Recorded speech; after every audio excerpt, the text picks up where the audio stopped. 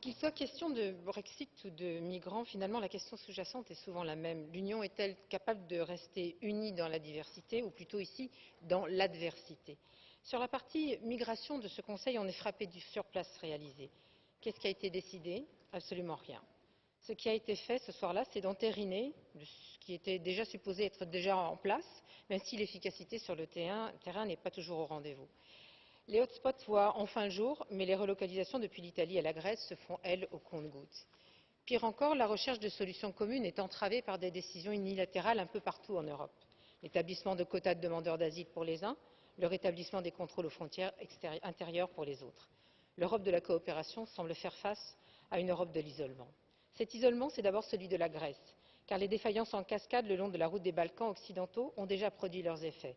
Le HCR parle de chaos au point de passage frontière. La Commission et la présidence du Conseil évoquent elles aussi une possible crise humanitaire. Ma question est donc la suivante.